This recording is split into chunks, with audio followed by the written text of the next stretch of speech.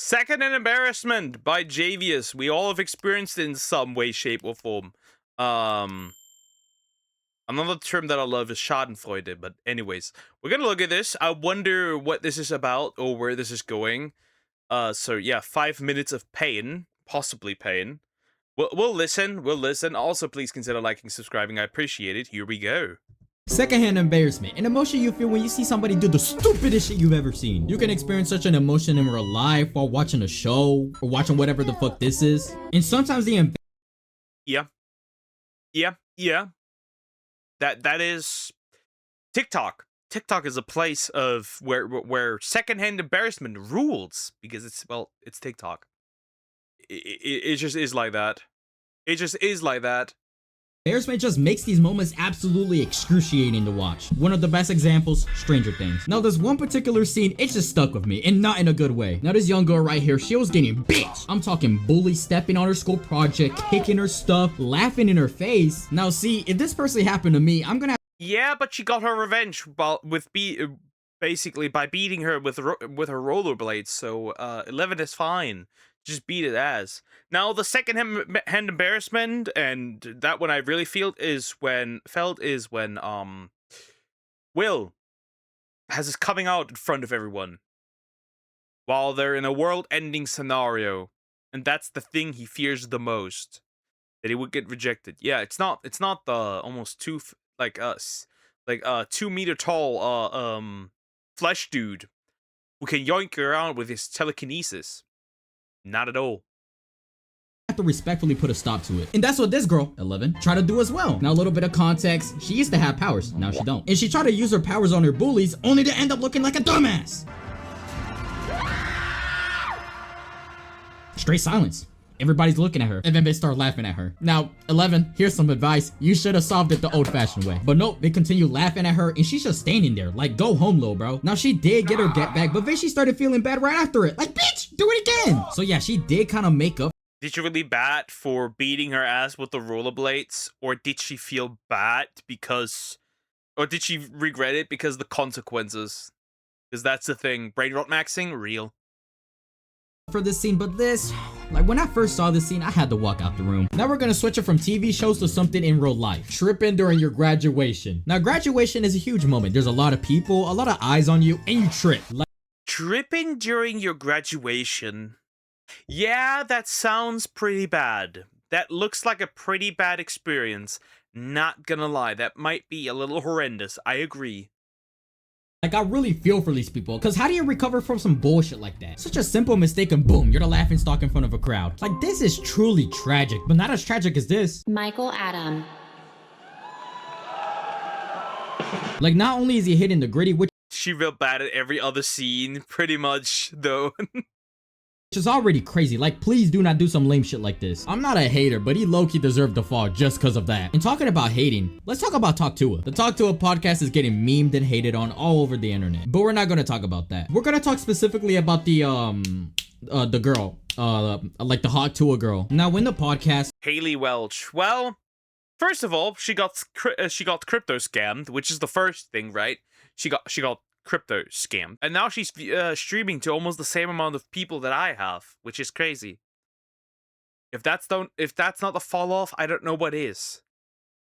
well, in the clips that I've seen, because I'm not watching a full hour of this, she makes a lot of very unfunny jokes, and you can tell she's trying way too hard to be funny. The sweat does have to come out somewhere, and it usually comes out in your poochie banana? What the fuck? Is this brain rot for women? Is this female brain rot? Is this female brain rot? Is that what this is? It is female brain rot. Huh.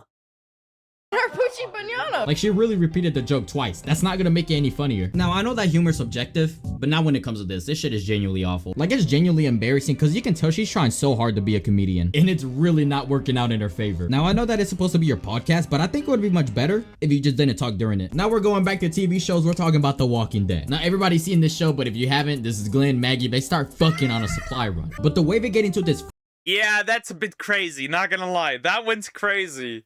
He's like, I would never, right? He tries to find condoms and is like, I would never have sex with you. I would never do that. I do sex with you. Shut the fuck up, bro. That's crazy. Bro has never touched puss in his life. Freak session is hella awkward because they barely knew each other before this. And it don't help that Glenn was embarrassing himself the whole time. So he accidentally picked up a box of condoms and Maggie saw it, thinking he was trying to get freaky. And Glenn was stressing the hell out. He did not know what to say. Condoms. You're a pretty confident guy. No, I would never have sex. My boy was stumbling hard as fuck. He has zero social skills. Now, I like Glenn. I like this character right off the bat from season 1. But he managed to be the most awkward motherfucker in the planet. They still killed my boy. I will never forgive them for what they have done to my boy. They killed my boy. And I'll never forgive them for it. Well, I mean, to be fair, I mean, like the zombie apocalypse did wipe out most of the people. But still, bro, he somehow fucked up every response and still got the best outcome. Like, this is not fair, bro. Shit got me wishing for the zombie apocalypse. Now we got our next scene. Bro cracked. Bro got a baby. And then bro got the milk. He died. He disappeared. He had to go. Yeah. A win is a win. A win is a win.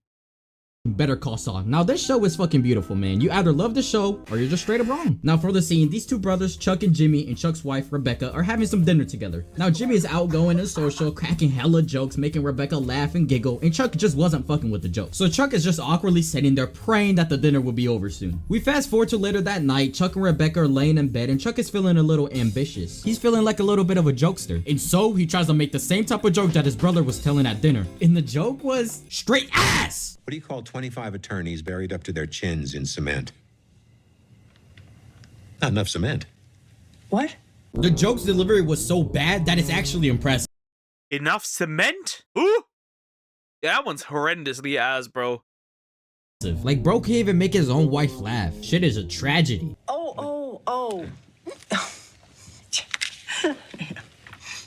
Like, all she did was hit him with the petty, yeah. Like, it's just so awkward. And then right after his absolute shit stain of a joke, he just stares into the abyss. And this goes on for some very long seconds. So in conclusion, this scene was a hard-ass watch. Now, finally, we got the worst cases of secondhand embarrassment. It's not even a competition. TikTok cringe. This shit is a fucking anomaly. Yeah, that's horrendous.